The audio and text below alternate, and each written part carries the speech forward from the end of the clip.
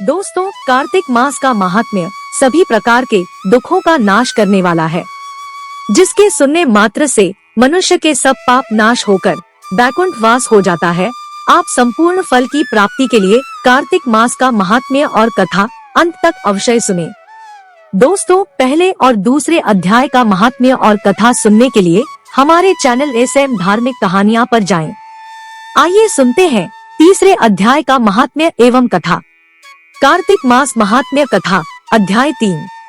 सत्यभामा ने कहा, हे प्रभु, आप तो सभी काल में व्यापक है और सभी काल आपके आगे एक समान है, फिर यह कार्तिक मास ही सभी मासों में श्रेष्ठ क्यों है?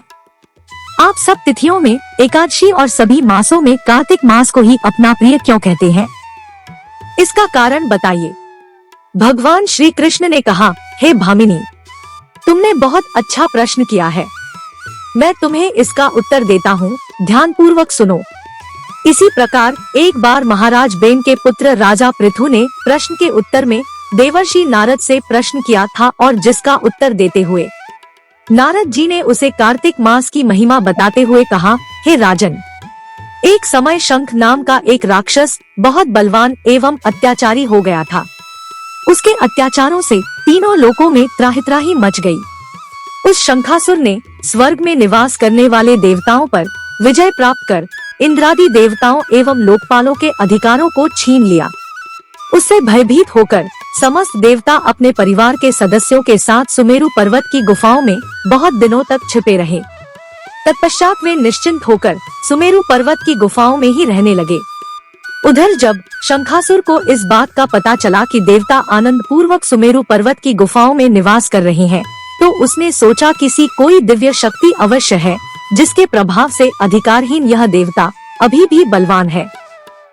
सोचते सोचते वह इस निर्णय पर पहुंचा कि वेद मंत्रों के बल के कारण ही देवता बलवान हो रहे हैं। यदि इनसे वेद छीन लिए जाए तो वे बलहीन हो जाएंगे। सा विचार कर शंखासुर ब्रह्मा जी के सत्यलोक से शीघ्र ही वेदों को हर लाया। उसके द्वारा ले जाए जाते हुए भय से उसके चंगुल से निकल भागे और जल में समा गए। शंखासुर ने वेद मंत्रों तथा बीज मंत्रों को ढूंढते हुए सागर में प्रवेश किया, परंतु न तो उसको वेद मंत्र मिले और न ही बीज मंत्र। जब शंखासुर सागर से निराश होकर वापस लौटा तो उस समय ब्रह्मा जी पूजा की सामग्री लेकर सभी देवताओं के साथ भगवान विष्णु की शरण में पहुँचे और भगवान को गहरी निद्रा से जगाने के लिए गाने बजाने लगे और धूप गंध आदि से बारंबार उनका पूजन करने लगे। धूप, दीप, नैवेद्य आदि अर्पित किए जाने पर भगवान की निद्रा टूटी और वह देवताओं सहित ब्रह्मा जी को अपना पूजन करते हुए देखकर बहुत प्रसन्न हुए तथा कहने लगे, मैं आप लोगों के इस कीर्तन एवं मंगलाचरण से बहुत प्रसन्न हूँ। आप अपना अभीष्ट वरदान मांगिए, मैं अवश्य प्रदान करूँगा। जो मनुष्य आश्विन शुक्ल की एकादशी से देवोत्थान एकादशी तक ब्रह्म मुहूर्त में उठकर मेरी पूजा करेंगे, उन्हें तुम्हारी ही भांति मेरे प्रसन्न होने के कारण सुख की प्राप्ति होगी। आप लोग जो पाद्य, अर्घ्य, आचमन और जल आदि सामग्री मेरे लिए लाए हैं, वे अनंत गुणों वाली होकर आपका कल्याण करेगी। शंखासुर द्वारा हरे गए संपूर्ण वेद जल में स्थित हैं। मैं सागर पुत्र शंखासुर का वध करके उन वेदों को अभी लाए देता हूँ। आज से मंत्र बीज और वेदों सहित मैं प्रतिवर्ष कार्तिक मास में जल में विश्राम किया करूँगा। अब मैं मत्स्य का रूप धारण करके जल में जाता हूँ। तुम सब देवता भी मुनीश्वरों सहित मेरे साथ जल में आओ।